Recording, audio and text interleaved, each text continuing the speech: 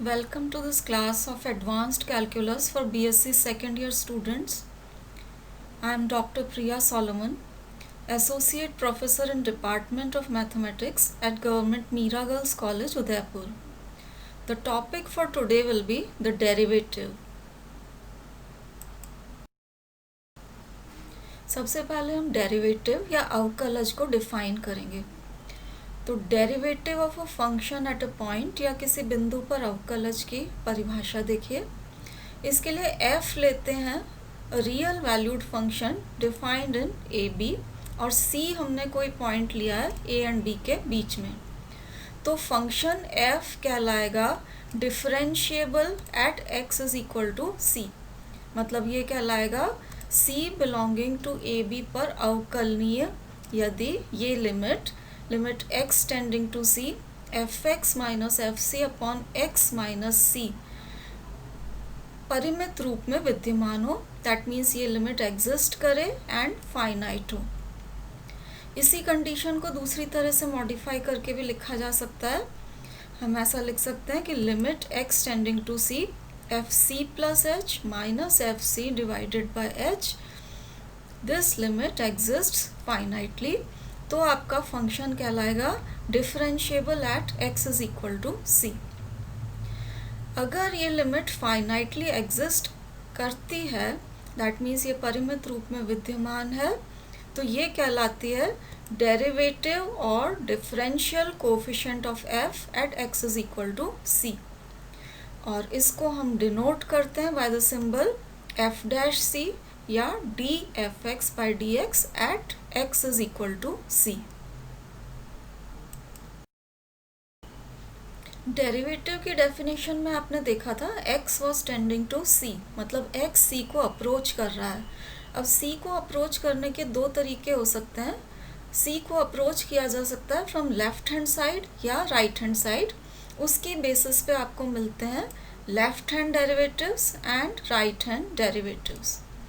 अगर x approach कर रहा है c को फ्रॉम द राइट तो when x approaches c from right limit हो जाएगी आपकी limit x tending to c plus zero. c plus zero denote करता है कि c को हम अप्रोच कर रहे हैं राइट से.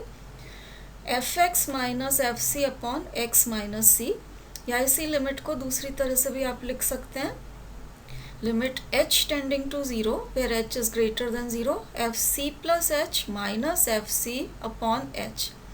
अगर ये लिमिट फाइनाइटली एग्जिस्ट करे तो ये लिमिट कहलाती है right derivative of fx at x is equal to c और इसको हम डिनोट करते हैं f dash c plus zero से.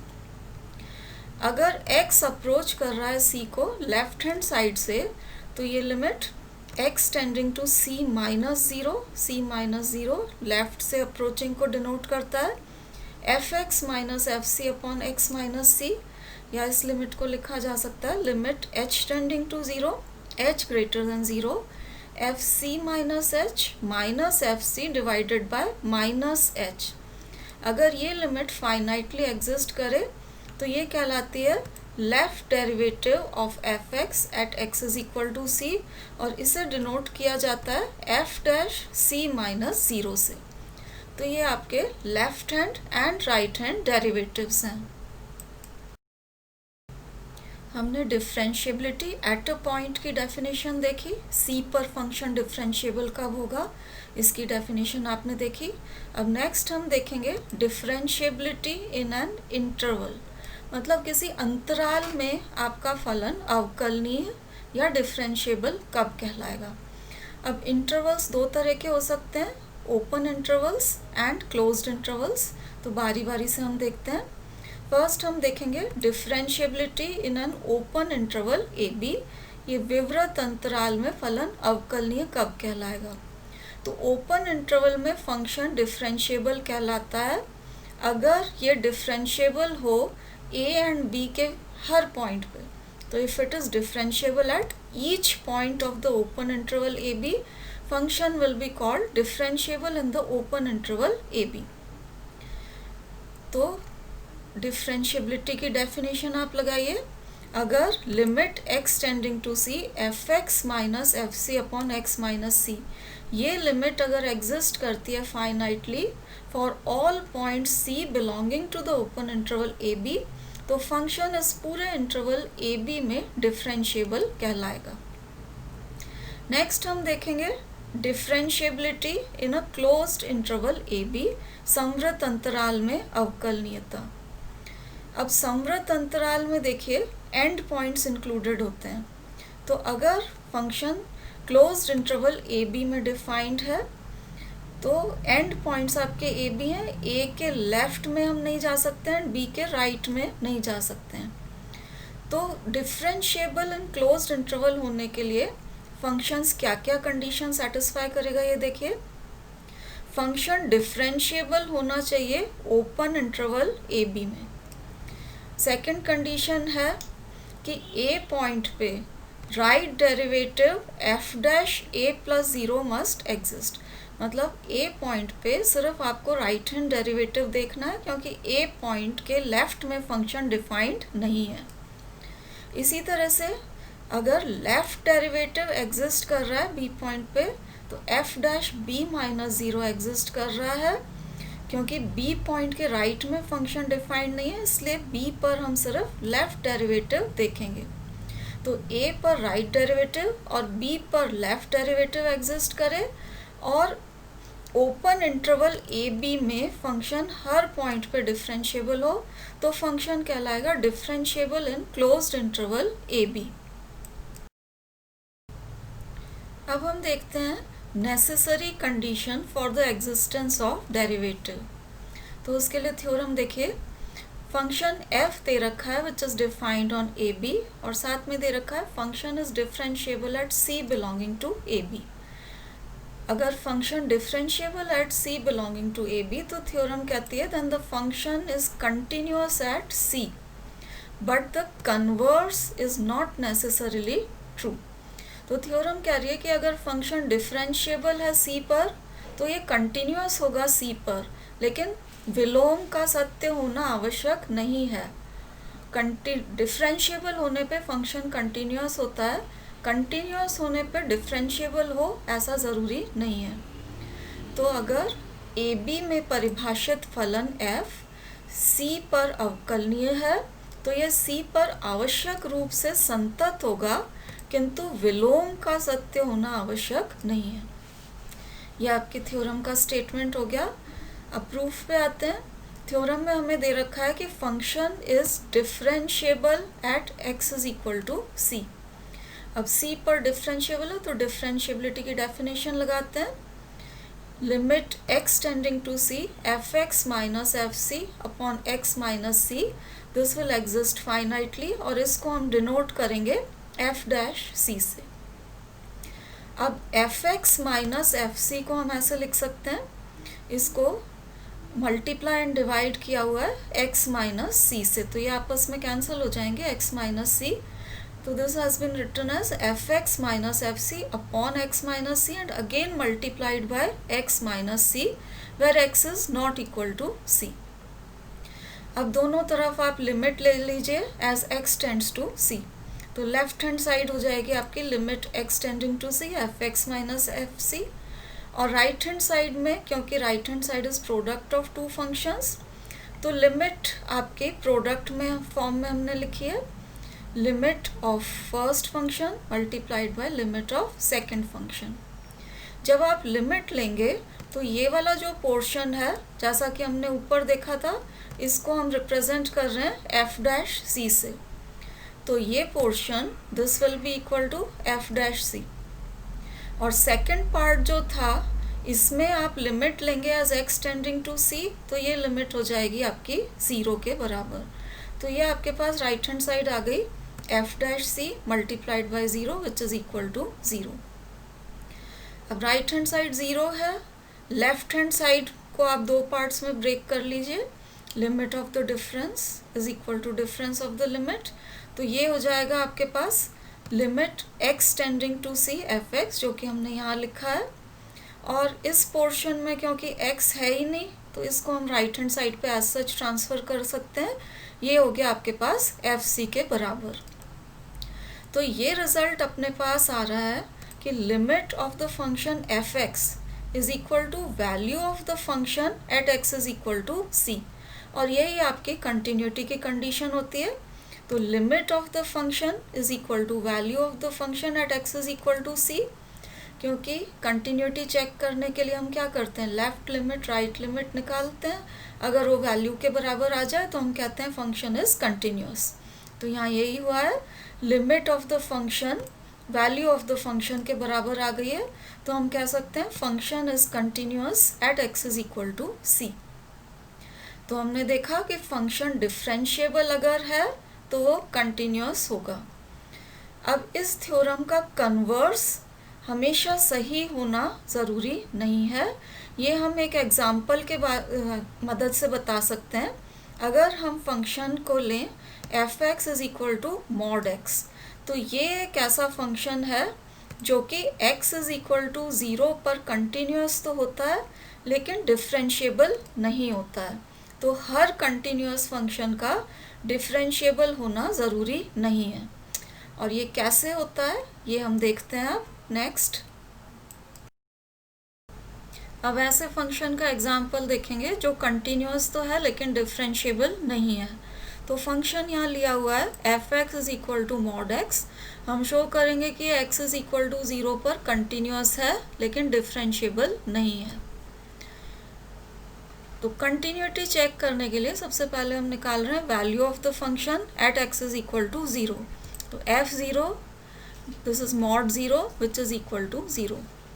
लेफ्ट हैंड लिमिट निकालिए f0 minus h, f0 minus h will be equal to mod 0 minus h, mod 0 minus h is equal to h, और ये value when h tending to 0 this is equal to 0। इसी type से right hand limit निकाली हुई है, this is equal to f0 plus h which is equal to mod 0 plus h, और ये भी कैलकुलेट होने पे आपको मिल रहा है 0 के बराबर। अब left hand limit right hand limit and value of the function तीनों बराबर आ गई हैं इक्वल टू 0, तो ये कंटिन्यूटी की कंडीशन सेटिस्फाई हो रही है at x is equal to 0। तो हम कह सकते हैं कि function x is equal to 0 पे संतत है या कंटिन्यूअस है। अब डिफरेंशिएबिलिटी चेक करते हैं। अगर function x is equal to 0 पे डिफरेंशिएबल है तो left hand derivative and right hand derivative बराबर होने चाहिए। तो पहले हम निकाल रहे हैं left hand derivative that is equal to F dash 0 minus 0। इसको लिमिट के फॉर्म में लिखा है f0 minus h minus f0 divided by minus h. अब ये जो f0 माइनस एच आ रहा है, लेफ्ट हैंड लिमिट निकालते समय हमने इसकी वैल्यू कैलकुलेट करी थी, ये f0 माइनस एच को कैलकुलेट किया था, तो ये मॉड 0 माइनस एच और इसकी वैल्यू आई थी h के बराबर। तो ये f0 माइनस एच की वैल्यू हमने यहाँ पर सब्सटीट्यूट कर रखी है, this is equal to h, this is f0 which is equal to 0, denominator आपका माइनस h है, और कैलकुलेट होके this will be equal to -1। Next हम कैलकुलेट करेंगे right hand derivative that is equal to f dash 0 plus 0। ये limit form में लिखा है इस तरह से। अब f0 प्लस h वापस हम ऊपर से देखेंगे जहाँ हमने राइट हैंड लिमिट निकाली थी। तो राइट हैंड लिमिट में यहाँ पर f0 प्लस एच था which was equal to mod 0 plus h, और इसको कैलकुलेट करने पे ये h के बराबर आया था। तो ये f0 प्लस एच की वैल्यू हम यहाँ सब्सटीट्यूट कर रहे हैं h minus f0 that is equal to 0, और अब की बार डिनोमिनेटर h है तो value will be equal to +1। अब लेफ्ट हैंड डेरिवेटिव -1 है, राइट हैंड डेरिवेटिव +1 है, इसलिए f dash 0 minus 0 is not equal to f dash 0 plus 0, इसलिए function is not differentiable at x is equal to 0। तो here we get an example of a function f x is equal to mod x which is continuous at x is equal to 0 but not differentiable. अब हम देखेंगे algebra of derivatives या अवकलजों की बीजगणित। तो f and g अगर दो functions हैं which are differentiable at c belonging to ab, तो उनका sum, difference, product and ratio ये भी डिफरेंशिएबल होंगे at x is equal to सी। और हम इनके लिए फॉर्मूला डिराइव करेंगे d of f plus minus ji c, मतलब डिफरेंशियल ऑफ द सम या difference. This is equal to f dash c plus g dash c. Differential of the sum is equal to sum of the differentials. Differential of the product के लिए अगला formula है D f जी C. अब ये formula भी आप छोटी classes में करते आए हैं। प्रोडक्ट को डिफरेंशिएट करना है तो हम क्या करते हैं, first function into differential of second plus second function into differential of first. तो ये आपका अगला फॉर्मूला है। फिर next differential of the ratio d F upon ji c. ये फॉर्मूला भी आप जानते हैं, डिफरेंशिएशन आप करते आ रहे हैं। ये है denominator differential of numerator minus numerator into differential of denominator divided by denominator का whole square under the condition कि denominator g c is not equal to 0। अब इनको प्रूव करते हैं। एफ एंड जी हमको दे रखे हैं differentiable at the point c, इसलिए इनके derivatives f dash c which is given by this limit and g डैश c is equal to this limit, ये एग्जिस्ट करेंगे फाइनाइटली। अब हम निकालते हैं d f plus minus ji c for the first part. Derivative की limit से ये हो जाएगा limit of f plus minus g x minus f plus minus ji C divided bye x minus सी। अब इसको f plus minus g x को इस तरह से लिख रखा है f x plus minus g x, इसमें सब्ट्रैक्ट किया है f plus minus ji c which is equal to F c plus minus ji C and denominator is x minus सी। अब इस पॉइंट पे f एंड g की terms को अगर आप सेपरेट आउट कर लेते हैं तो हमारे पास नेक्स्ट स्टेप आ जाएगी। तो हमने इसको दो पार्ट्स में ब्रेक कर लिया है। फर्स्ट पार्ट में हमने f वाली लिमिट को रखा है और सेकंड पार्ट में g वाली लिमिट को हमने रखा है। तो ये जो फर्स्ट लिमिट है जैसा हमने यहाँ देखा था ये इसके बराबर आ गई है which is equal to f dash c and the second limit ये वाली this is equal to g dash c. इसलिए डी एफ प्लस माइनस जी सी को हम लिख सकते हैं f dash c plus minus g dash सी। तो derivative of the sum is equal to sum of the derivatives. Next product formula derive करेंगे। तो हम स्टार्ट करते हैं d f ji C, derivative of product F जी।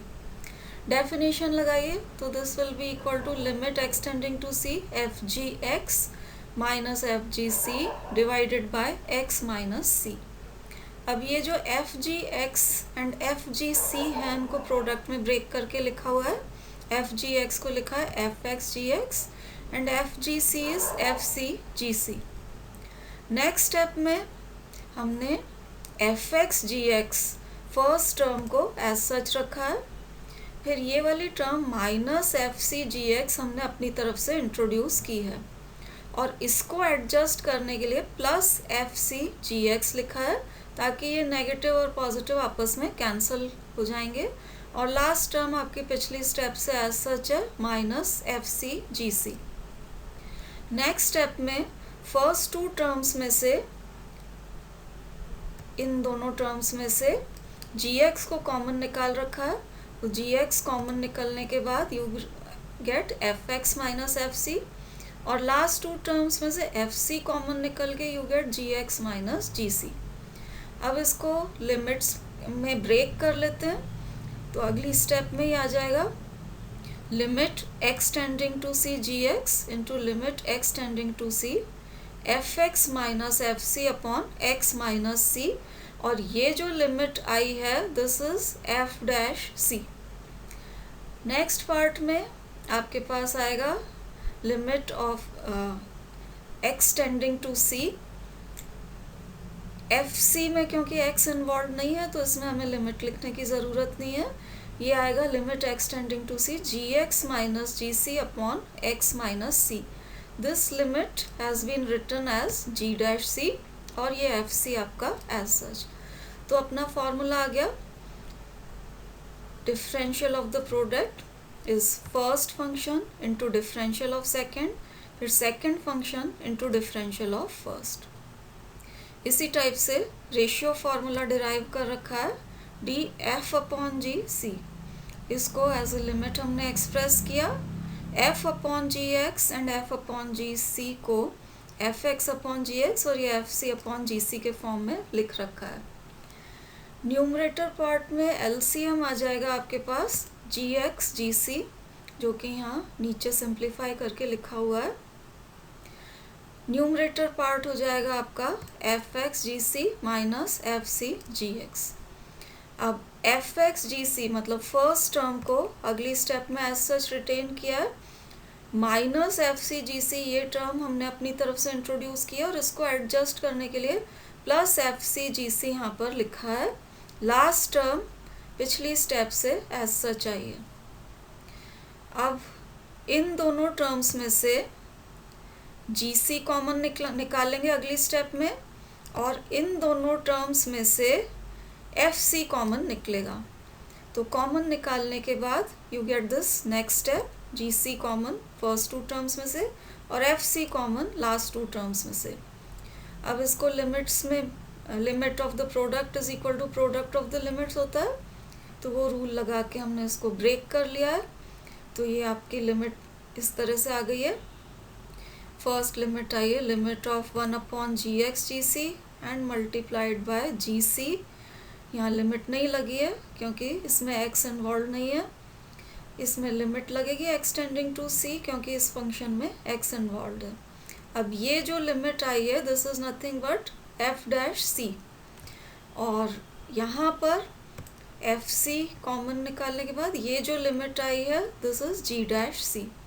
तो ये हमने next step में लिख दिया है, ये लिमिट लिखती है f dash c and this limit is g dash c and you get the required ratio formula जो कि आप यूज़ करते आ रहे हैं। Denominator differential of numerator minus numerator into differential of denominator divided by denominator का whole square. तो फॉर्मूले आप छोटी क्लासेस में यूज़ कर रहे थे, अब यहाँ पर आप इनका प्रूफ भी कर चुके हैं। अब हम देखेंगे कॉम्पोजिट फंक्शन का डेरिवेटिव निकालने का तरीका, जिसको चेन रूल भी कहा जाता है। तो यहाँ पर थ्योरम में हमें दे रखे हैं f और g दो फंक्शंस इस तरह से हैं such that range of f is subset of domain of g। Second condition है f फंक्शन दे रखा है differentiable at x is equal to c, और थर्ड कंडीशन में g फंक्शन दे रखा है डिफरेंशिएबल एट fc। तो हमको प्रूव करना है कि composite function g composition f ये डिफरेंशिएबल होगा at x is equal to c, और इसको ऑब्टेन करने का तरीका आपको इस फॉर्मूले से मिलेगा d of g composition F C will be equal to g dash F C into F dash C. जैसे जस्ट एज एन एग्जाम्पल आप देखिए, जैसे आप डेरिवेटिव निकालते हैं साइन एक्स स्क्वेयर का, तो पहले साइन एक्स स्क्वेयर को डिफ्रेंशिएट करते हैं तो आपके पास आता है cos x square that is g dash F c, और फिर एक्स स्क्वेयर को डिफ्रेंशिएट करते हैं तो आपके पास आता है 2x that is equal to F dash सी। तो ये फंक्शन ऑफ अ फंक्शन को डिफ्रेंशिएट करने का रूल यहाँ पर मिल रहा है। अब प्रूफ देखिए, फंक्शन दे रखा है f, आपके कंडीशन 2 में दे रखा है differentiable at x is equal to c। तो डिफरेंशिएबिलिटी की कंडीशन लगाइए, ये वाली limit x tending to c F x minus F C upon x minus C, this limit will exist finitely, और इसको हम डिनोट करेंगे एफ डैश सी से। कंडीशन 3 में हमें दे रखा है कि function g is differentiable at f c. Again differentiability की कंडीशन लगाइए, तो क्योंकि ये differentiable at F x is equal to F C, तो अब की बार लिमिट आएगी f x tending to F c, g f x minus g f C upon f x minus F c. ये लिमिट फाइनाइटली एग्जिस्ट करेगी और इसको हम डिनोट करेंगे जी डैश एफ सी से। अब हम डेरिवेटिव ऑफ कॉम्पोजिट फंक्शन निकालेंगे, that is D G composition F C. Definition of derivative से this will be equal to limit X tending to C G composition F x minus G composition F C divided by X minus सी। अब G composition F को लिख रखा है G of F X and G composition F C को लिख रखा है G of F C. Denominator जो था दैट इज एक्स माइनस सी यहाँ लिखा हुआ है, और ये वाली जो दो टर्म्स हैं F x minus F c, numerator and denominator में हमने अपनी तरफ से इंट्रोड्यूस किए हैं। इसके बाद limit of the product is equal to product of the limit होता है, तो हमने इसको दो लिमिट्स में ब्रेक कर दिया है, limit of the first function multiplied by limit of the second function. अब यहाँ ये जो सेकेंड लिमिट आई है ये वाली, ये अभी हमने जस्ट देखा था कि this is equal to F dash C, क्योंकि हमें दे रखा था कि function F is differentiable at x is equal to C. साथ में हमको दे रखा था कि G X is differentiable at F x is equal to F C. तो यहाँ पर आप देखिए ये वाली जो लिमिट आई है, अभी यहाँ लिमिट है x टेंडिंग टू c। अगर ये f x tends to F c हो जाए तो this will be the same as ji dash of F c, जो कि अभी हमने डिराइव किया था। तो इसको चेंज करने के लिए हम देखते हैं कंडीशन, क्योंकि f दे रखा है differentiable at x is equal to सी, तो हमने देखा था कि अगर फंक्शन डिफरेंशिएबल है तो कंटिन्यूअस भी होता है at x is equal to सी। और कंटिन्यूटी की कंडीशन कहती है कि अगर function continuous at x is equal to C, limit of the function will be equal to value of the function at x is equal to सी। तो जब x c पे tend करेगा, फंक्शन की लिमिट एंड फंक्शन की value बराबर होंगी, that means F X will tend to the value of the function at x is equal to C.